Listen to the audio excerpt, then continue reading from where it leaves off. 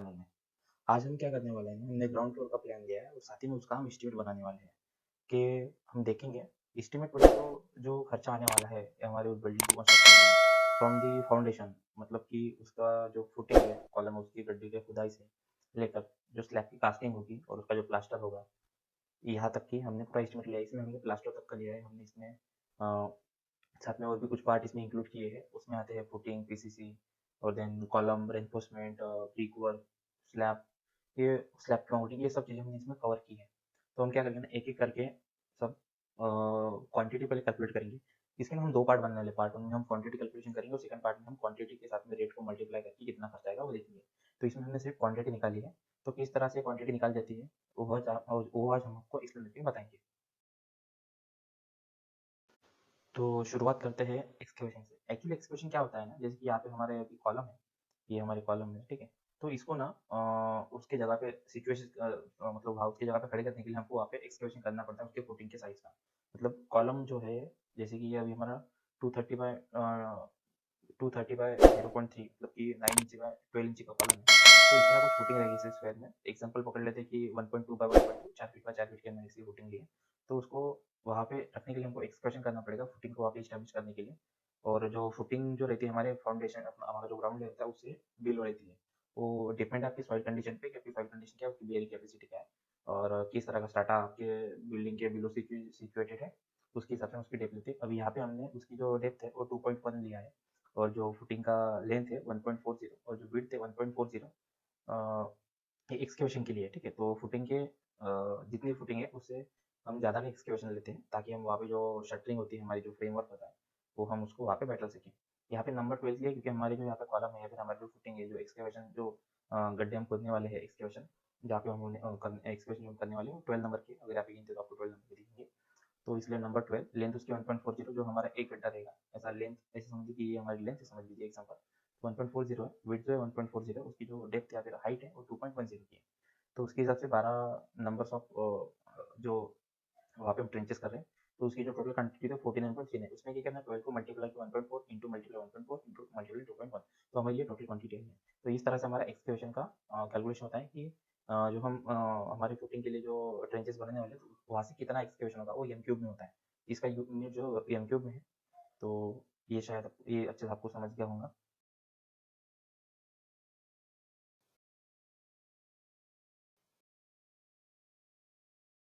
PCC करते हैं। PCC क्या होता है अभी आपने फोटो में देखी होगी। तो जितने हमने ट्रेंचेस किए, जितना हमने एक्सकर्शन किया, नंबर्स ऑफ ट्रेंचेस हमने किए, उतनी हमारी पीसीसी आएंगी। तो यहाँ पे नंबर फिर से 12, 1.40, 1.40, 0.10 ये उसकी थिकनेस है पीसीसी की। 1.4, 1.4 ये लेंथ और विड्थ है।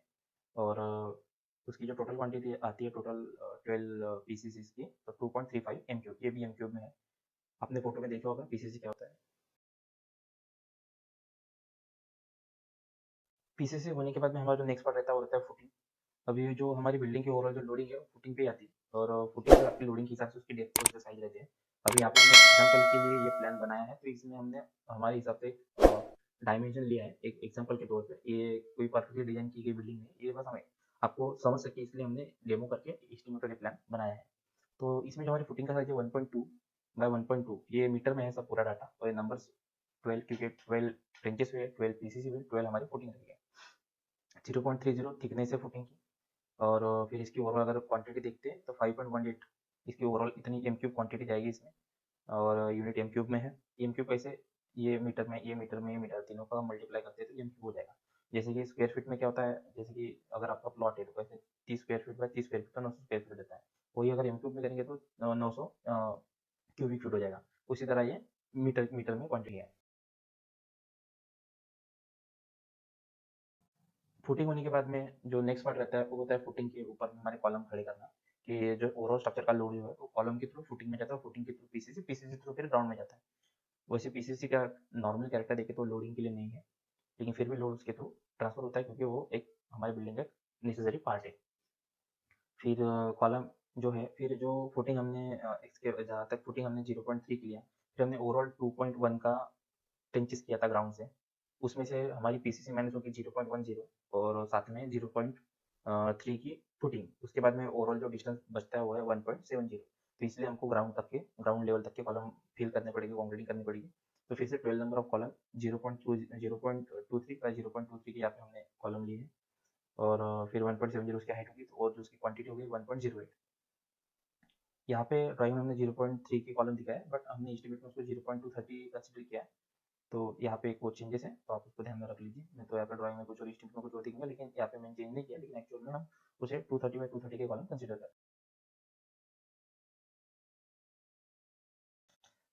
उसके बाद में जब हमारे ट्रेंचेस हो गए, पीसीसी कर लिए, फुटिंग कर लिए, उसके बाद में कॉलम हमारे ग्राउंड लेवल तक आ गए, उसके बाद में उस ट्रेंचेस को हम बैक फिलिंग कर देते हैं। तो बैक फिलिंग करते समय हम क्या करते हैं, जो मिट्टी हमने एक्सपोर्ट की है हम उसी से फिल करते हैं, या फिर कुछ अगर हमारे स्टार्टर में प्रॉब्लम हो तो हम एक्स्ट्रा अच्छी स्ट्रेंथ वाली, जो उसकी बॉडी अच्छी हो, एक्स्ट्रा कुछ अदर मटेरियल वहाँ पे फिल कर सकते हैं। उसका अलग अलग पर्पज हो सकता है। तो अगर हम जब बैक फिलिंग करते हैं तो हम जो पीसीसी, फुटिंग और कॉलम का जो वैल्यू है उसमें से माइनस कर लेते हैं, ताकि हमें परफेक्टली क्वांटिटी मिले कि हम कितना बैक फिलिंग करने वाले हैं। तो इसके लिए हमें एक्सप्रेशन की क्वांटिटी है हमारे पास में, हाँ, उसको हमने यहाँ पे लिख दिया। साथ में हमारे पास में कॉलम, पीसीसी, फुटिंग और कॉलम की क्वांटिटी है, तो उसको हमने प्लस यहाँ पे कर लिया, ठीक है। और फिर ये 49.39 में से 8.62 माइनस किया तो 40.78, इतनी बैक फिलिंग हमारी होगी, इतनी हमको वापस वहाँ पे मट्टी फिल करनी पड़ेगी, ठीक है। ये ओवरऑल ये सब क्वांटिटी हम क्यों ले रहे हैं, ताकि पहले तो हम अपनी क्वांटिटी निकाल लें, उसके बाद में हम रेट से उसको इंटू करेंगे तो हम ओवरऑल कॉस्टिंग पता चलेंगे कि हमको एक बिल्डिंग बनानी चाहिए। मतलब जो स्क्वायर फीट की अभी है ये नियरली वन, इसे अपना 1000 स्क्वायर फीट की ये बिल्डिंग है, तो 1000 स्क्वायर फीट की बिल्डिंग का कंस्ट्रक्शन करने के लिए कितना एस्टिमेट लगता है, कितनी क्वांटिटी लगती है, वो हम यहाँ पे कैलकुलेट कर रहे हैं। तो ये हो गया हमारा बैक फिलिंग का। देन क्या होता है ना, जब हमारी बैक फिलिंग हो जाती है तो फिर हम करते हैं अपना प्लेन बीम सेटअप। तो प्लेन बीम का जो हाइट है, या फिर जो हमारा फाउंडेशन जो लेवल जिसे हम बोलते हैं, कहीं कहीं पे फाउंडेशन बोलते हैं, कहीं पे प्लिंथ लेवल हाइट बोलते हैं, तो उसका हाइट हम पे डिसाइड, हम पे डिपेंड होता है कि हम क्या लेंगे, हम क्या डिसाइड करेंगे। अभी आपका जो रोड है उसके हिसाब से आपको लेना पड़ेगा, मतलब उससे ज़्यादा ही लेते हैं, क्योंकि इन फ्यूचर क्या होता है, रोड विद द टाइम उसे उस पर लेयरिंग बढ़ती जाती है, और जो हमारी बिल्डिंग की हाइट है अगर रोड के कंपेयर में देखें तो कम होती जाती है, इसलिए हम पहले से एक्सपेंशन ले लेते हैं इन फ्यूचर के हिसाब से। तो यहाँ पे हमने 0.6 मतलब 2 फीट की हाइट बढ़ा के लिए जो ग्राउंड लेवल है वहाँ से, ठीक है। तो फिर से वही 12 नंबर हमारे कॉलम हो जाएंगे, 0.230 पर 0.250 के हमारे कॉलम हो जाएंगे, 0.60 के हमारे हाइट हो गई। तो इतना हाइट का हमें कॉलम भरना पड़ेगा, और ये सब लेंथ और विड्थ है, 12 नंबर ओवरऑल क्वांटिटी होगी 0.38। तो इतना क्वांटिटी ऑफ कंक्रीटिंग हमें लगेगा एक 0.60 की हाइट अचीव करने के लिए।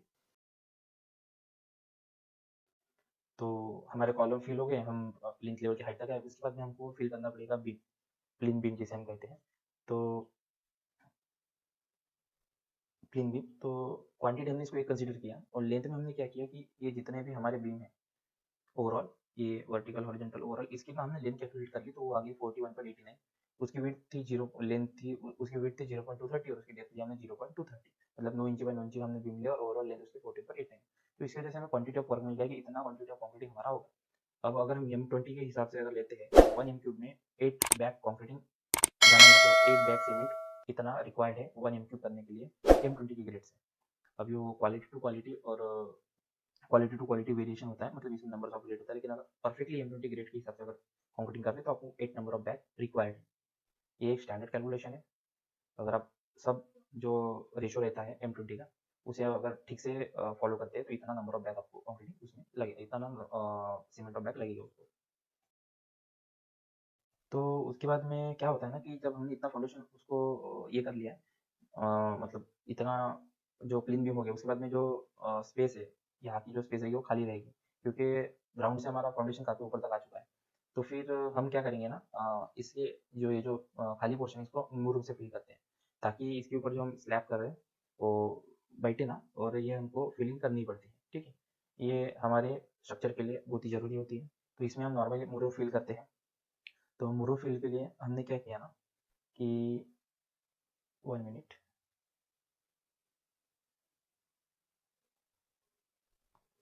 हाँ, उसके लिए क्या किया ना, हमने ये एक लेंथ ले ली, और साथ ही में इसकी एक लेंथ ले ली, मतलब लेंथ बाय विड्थ, और हाइट ली 0.60 की, इतना M³ हमको मुरूम लगेगा।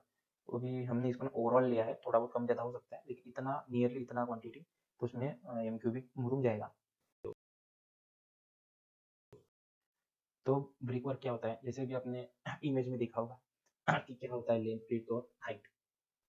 तो बिलो प्लिंथ लेवल, क्योंकि प्लिंथ लेवल हमने 0.60 हाइट में उठाई थी, तो उसके नीचे में हमको ब्रिक वर्क करना पड़ेगा ताकि जो मोरो हमने फिल किया है स्ट्रक्चर के बाहर ना फेंके, ठीक है। तो नंबर 1 लेंथ ली हमने ओवरऑल, वो 58.95 ओवरऑल लेंथ इसकी कंसीडर कर ली हमने। देन इसमें हमने इसके नीचे भी हमने ब्रिक वर्क का वर्क लिया है। और इस मतलब जो अपने जो बीच के बीम रहते हैं, ये हमारे आउटर हो गया ना, और जो इंटरनल बीम है, ओके, तो जो प्लेन बीम है उसके नीचे भी हमने ब्रिक वर्क किया है, इसलिए लेंथ ओवरऑल 58.95 है। देन वही विड्थ उसकी 0.230, क्योंकि बीम की विड्थ भी उतनी है और साथ में हाइट 0.60, फाउंडेशन की हमारी उतनी हाइट है। देन ये जो ओवरऑल लिया, इसमें से हमने फिर कॉलम का साइज रिडक्शन कर लिया। तो जब कॉलम का साइज हम रिडक्शन करते हैं तो 0.383 क्वांटिटी उसमें से डिडक्ट हो जाएगी, 12 नंबर ऑफ कॉलम। 0.230 बाई 0.230 ये कॉलम कंसीडर कर लीजिए। तो और साथ ही में उसकी हाइट 0.60, तो 8.14 ये इतना एम क्यूबिक ब्रिक वर्क आ रहा है था फाउंडेशन के नीचे में, तो उसमें से हमको इतनी क्वांटिटी माइनस करनी पड़ेगी। और then plinth level to first floor beam, मतलब कि जो आपका प्लिंथ स्लैब रहेगा, जैसे कि अभी आपने फोटो में देखा होगा, तो ये जो plinth level to first floor height है वो 2.87 है। उसमें से हमने स्लैब बीम और जो फर्स्ट फ्लोर का स्लैब मतलब टॉप का स्लैब है वो हमने माइनस कर लिया उसकी हाइट। उसके बाद में 2.87 की इतनी हाइट हमारी अंदर अंदर ब्रिक वर्क होने वाला है, तो उसकी क्वांटिटी जाके 22.5 है। और फिर से हम कॉलम का साइज में रिडक्शन करना, कॉलम की जो क्वांटिटी जाएगी हमको डिटेक्ट करनी पड़ेगी। साथ में हमको डोर का क्वांटिटी भी डिटेक्ट करनी है, हमारे डोर्स आएंगे तो वो भी क्वांटिटी हमारी डिटेक्ट हो जाएगी। ये जो लिए हमने ओवरऑल ली है, ओके, फिर उसमें से कॉलम और ये डिडक्ट हो जाएगा, तो हमको जो ओवरऑल क्वांटिटी लगेगी ब्रिक वर्क वो 28.86 एम क्यूबिक हो जाएगा। अभी एक एम क्यूब में नियरली 500 नंबर ऑफ ब्रिक जाते हैं, विथ मोटर विदाउट मोटर 550, ठीक है। तो इसको अगर हम अभी एग्जाम्पल, इसको हम 28.86 को अगर 500 पर एम क्यूब में ब्रिक्स लगती इंटू करेंगे तो नंबर ऑफ ब्रिक्स निकल जाएगी। तो ये हो गया हमारा 230 मतलब 9 इंच वॉल का। अभी हमको निकलना है 4 इंच वॉल का, तो ये हमारी 4 इंच वॉल है, ओके। तो 4 इंच वॉल का भी वही plinth level to first floor beam, तो 20.89 इसकी ओवरऑल लेंथ होगी। देन 0.10 उसकी थिकनेस होगी और 2.87 उसकी हाइट होगी, तो 8.27 टोटल क्वांटिटी होगा। उसमें 0.230 हमने डिडक्शन कर लिया कॉलम का और डोर का, तो 6.330 फिर 4 इंच वॉल का क्वांटिटी हो गया, ओके। तो ये एम क्यूब में ही है।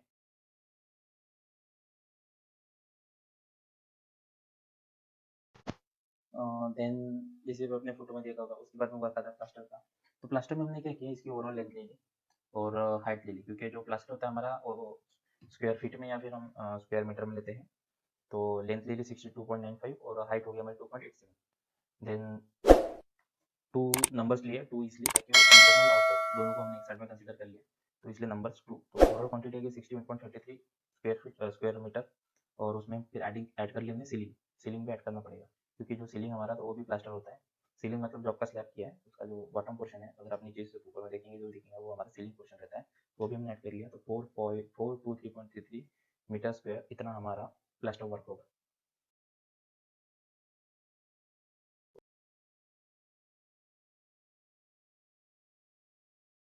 देन आता है हमारा रेनफोर्समेंट क्वांटिटी। क्वांटिटी की फुटिंग में कितना लो आ जाएगा, कॉलम में कितना लो आ जाएगा, इतना फर्स्ट फ्लोर तक आने तक।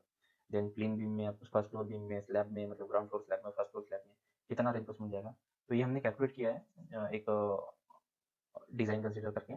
तो नॉर्मली इतना ही जाना चाहिए। अभी डिज़ाइन टू डिज़ाइन वेरिएशन था कि आप कितना डायमीटर का लोहा प्रोवाइड करते हैं। जैसे हमने फुटिंग में 10 mm बाय 10 mm का रेनफोर्समेंट प्रोवाइड किया है शॉर्टर और लॉन्गर साइड में।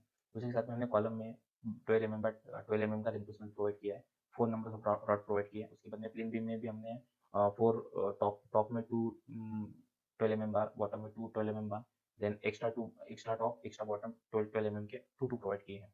साथ में स्लैब ग्राउंड फ्लोर और फर्स्ट फ्लोर में हमने 10 mm और 8 mm का मेन और डिस्ट्रीब्यूशन में लिया है। मेन में 10 mm का और डिस्ट्रीब्यूशन में 8 mm का रेनफोर्समेंट बार हमने प्रोवाइड किया है।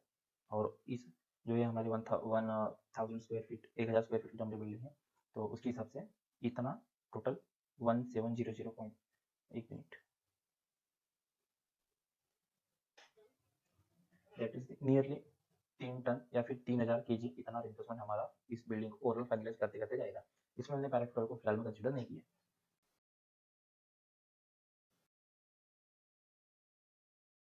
देन आता है पेंटिंग वर्क। पेंटिंग वर्क तो आप सबको पता ही है, तो हमने इसकी डायरेक्टली लमसम में इतनी इसकी क्वांटिटी ली, क्योंकि हमने इसको कैलकुलेट किया है। तो 24.67 इतना स्क्वायर मीटर 1 मिनट। इतना नियरली जितना हमारा प्लास्टर वर्क आया है उतना ही हमारा पेंटिंग वर्क आएगा। तो पेंटिंग वर्क जो हमारा 230 मीटर स्क्वायर कंसिडर कर लीजिए। अब इसमें थोड़ा बहुत कम ज़्यादा हो सकता है, लेकिन ये नियरली 99% एक्यूरेट है। हमारा आता है फ्लोर टाइल्स वर्क। तो फ्लोर टाइल्स वर्क जो होता है वो हमारा स्क्वायर फीट में या स्क्वायर मीटर में होता है। जैसे कि एक हमारी डायरेक्शन होगी, ये हमारी सेकंड साइड होगी, तो हम इसको इस साइड को डायरेक्ट इस साइड से इंटू कर लेंगे। तो इस तरह से हमारा उसका कैलकुलेशन होता है। तो जो हमारा फ्लोर टाइल्स है सभी रूम का, यहाँ का bedroom, kitchen, living area, bedroom, porch, तो ये हो रहा हमारा 58 मीटर स्क्वायर जा रहा है। देन वॉल टाइल्स में हमने बाथ और WC ये दो पोर्शन का इंक्लूड किया, तो वो 25 मीटर स्क्वायर उसमें वॉल के साथ में हमने फ्लोर का भी उसमें इंक्लूड किया है। देन वॉल टाइल्स, भले हमने यहाँ पे वॉल टाइल्स लेकिन उसमें हमने टॉयलेट का फ्लोर का भी इंक्लूड किया है। देन वॉल टाइल्स किचन, ये किचन है हमारा, तो यहाँ से हमने एक हमारे हिसाब से कंसिडर करके एक 4 feet by 7 feet, then 6 feet by 7 feet, इस हिसाब से उसको हमने 8 मीटर स्क्वायर उसका टाइल्स हो जाएगा। देन वॉल टाइल्स एलिवेशन हमने कंसिडर करके 14 मीटर स्क्वायर का एलिवेशन टाइल्स हो जाएगा। देन ये हमारे डोर्स हैं। देन ये हमारे डोर्स है 4 फीट बाय 7 फीट का हमारा मेन डोर है। देन 3 फीट बाय 7 फीट के हमारे पास में 4 डोर है, D1 एंड D1। देन हमारे टॉयलेट और WC को एक ही डोर है, तो यहाँ पे 2 है, 2 फीट 6 इंची बाय 7 फीट के। उसके बाद में हम आते हैं विंडोज़ एंड वेंटिलेशन पे। तो विंडोज़ हमारे पास में 8 है, जिसके हमने यहाँ पे शो नहीं की है, लेकिन बेडरूम तो मैं आपको बता देता हूँ कि हमारी 8 विंडोज़ कहाँ पे 1 2 3 4 5 6 7, और यहाँ पे हमारी एक 8, इस तरह से हमारे 8 टोटल विंडो है, मतलब एवरी एंड ईच रूम या हमने 2 विंडो प्रोवाइड किए हैं। और वेंटिलेशन हमारे 7 नंबर, तो 7 किस हिसाब से, जैसे कि WC बाद में एक वेंटिलेशन गया, तो 2 3 4 5 6 7, इस हिसाब से हमने 7 वेंटिलेशन प्रोवाइड किए। इसमें हमने इलेक्ट्रिकल और प्लम्बिंग वर्क को तो वर्क का क्वांटिटी कैलकुलेट नहीं किया है, क्योंकि इसे हम सेकंड पार्ट में लेंगे लमसम क्वांटिटी में, क्योंकि एक अगर WC बात का और अगर 1000 स्क्वायर फीट का अगर हम इलेक्ट्रिक का वर्क लेते हैं, तो उसकी क्वांटिटी, अब उसकी जो अमाउंट है वो एक्चुअल में क्लाइंट पे डिपेंड है कि उनको किस तरह का वर्क होना है, क्योंकि ये एक कॉस्टली आइटम है और आपकी डिमांड पर डिपेंड है कि आप कितना उस पर खर्चा करना चाहते हैं। इसलिए हमने इस पार्ट में उसको इंक्लूड नहीं किया है, उसको सेकंड पार्ट में इंक्लूड करेंगे। इसमें हमने कुछ क्वांटिटी या कुछ आइटम स्किप किए हैं, तो उसे हम सीधा सेकंड पार्ट में जो खर्चा है उसमें जोड़ेंगे, और ओवरऑल कितना क्वांटिटी ऑफ खर्चा आएगा 1000 स्क्वायर फीट का कंस्ट्रक्शन करने के लिए ग्राउंड फ्लोर में, वो हम सेकंड पार्ट में आपको टोटली बताएंगे। और इसी क्वांटिटी के हिसाब से जो एक्चुअल में रेट है, जो लोकेशन टू लोकेशन वेरी होते हैं, तो उसमें हम वहाँ पे उसको इंक्लूड करेंगे और आपको एक ओवरऑल बजट निकाल के दिखाएंगे कि इतना खर्चा हो सकता है 1000 स्क्वायर फीट के ग्राउंड फ्लोर बिल्डिंग को कंस्ट्रक्शन करने के लिए। So thank you for watching this video. आप सेकंड पार्ट जल्दी आएगा और आप सेकंड पार्ट देखिए, ऐसे हम आपसे गुजारिश करते हैं।